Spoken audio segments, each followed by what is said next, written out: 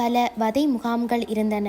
இந்த வதை முகாம்களில் ஒன்றுதான் பட்லந்த வதை முகாம். வேண்டுமென்றால் நாங்கள் ஏனைய வதை முகாம்களையும் பற்றி இந்த பாராளுமன்றத்தில் விவாதிப்பதற்கு தயாராக இருக்கிறோம். ரணில் விக்ரமசிங்க செப்புவஸ்கந்த வதை முகாம் எப்படி நடத்தி சென்றார் என்பதை பற்றித்தான் பேசப்படுகிறது. வேலைவாய்ப்பு அமைச்சராக இருந்து கொண்டு வியகம்ம அமைப்பாளராக இருந்து கொண்டு அவர் செய்த கொலைகளை பற்றித்தான் பேசுகிறோம்.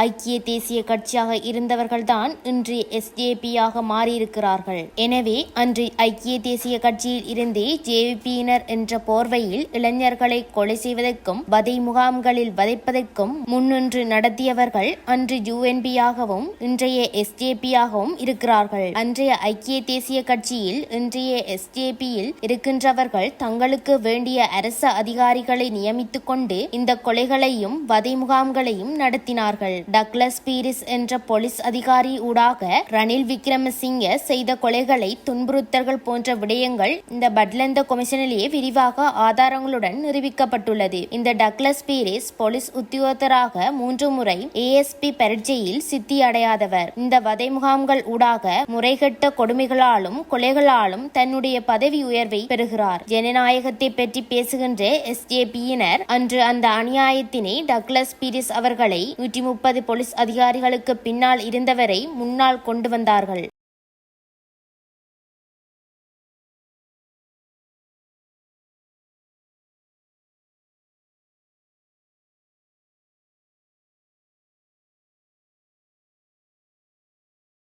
சட்டத்துக்கு விரோதமாக. ஏனென்றால் இவர்கள் கூறியபடி கொலைகளையும் வதைகளையும் செய்வதனால் எப்படி 3 முறை ASP பரீட்சையில் சித்தியடையாதவரை பதவி உயர்வு கொடுத்தார்கள். கொலைகளுக்கும் வதைகளுக்குமாக அன்று அப்படி செய்தவர்கள்தான் இன்று சபையில் ஜனநாயகம் பேசுகிறார்கள். இந்த வதை முகாம் ரணில் விக்ரமசிங்க தலைமையில் நடைபெற்றது. இந்த ரணில் விக்ரமசிங்க IP நிசங்க என்ன செய்தார்? சாட்சி கூறுவதற்கும் இந்த ஜனாதிபதி கொமிஷனுக்கு வாருங்கள் என்று அழைத்தவுடன் அதற்கு முதல் நாள் தனது கைத்துப்பாக்கியினால் தன்னைத்தானே சுட்டு தற்கொலை செய்ததாக கூறுகிறார்கள். டக்ளஸ் பீரிஸ் போன்றவர்கள் வெளிநாடுகளுக்கு தலைமறைவாக ஓடினார்கள். ஏனென்றால் சாட்சி சொன்னால் ஜாரிதை வழிநடத்திய அரசியல்வாதி என்று கூற வேண்டும் என்பதால்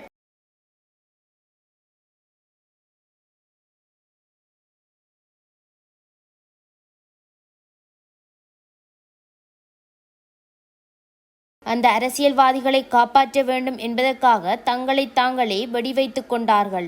ஏனென்றால் அவர்களுக்கு தெரியும் அவர்கள் செய்த கொலை எவ்வளவு என்று. நாங்கள் ஜனநாயகத்துக்காக போராடினோம். ஒரு பக்கம் இராணுவ போலீஸை வைத்து பல கொலைகளை செய்தார், மறுபக்கம் பல துணைப்படைகளை உருவாக்கி எம்மை வதை முகாம்களில் கொலை செய்தார்கள். அதில் மிஞ்சியவர்கள் தான் நாங்கள் ஜனநாயகத்துக்காக போராடி கொண்டு இருக்கின்றோம். இந்த ஜனாதிபதி கொமிஷனில் என்ன விடயங்கள் கூறப்பட்டுள்ளது? அவர்கள் இறுதியாக என்னத்தை கூறுகிறார்கள்? இந்த கீழ்த்தரமான படுகொலைகள், இந்த கீழ்த்தரமான துன்புறுத்தல்கள் இந்த நாட்டிலே இடம்பெறக்கூடாது என்பதைத்தான் அந்த அறிக்கையில் முன்மொழிந்துள்ளார்கள். ஐக்கிய தேசிய கட்சியில் ரணில் தலைமையில் நடந்த கொடூர வதை முகாமும் கொலையும் இனிமேலும் இடம்பெறாத முறையில் ஜனாதிபதி கொமிஷன் முன்மொழிந்துள்ள விடயங்களை நடைமுறைப்படுத்தி இந்த ரணில் விக்ரமசிங்க போன்ற குற்றவாளிகளுக்கு நாங்கள் உரிய தண்டனையை வழங்க வேண்டும் என்பதை மக்களால் தெரிவு செய்யப்பட்ட மக்களாட்சி என்ற வகையில் நான் இந்த சபையில் வேண்டிக் கொள்கின்றேன்.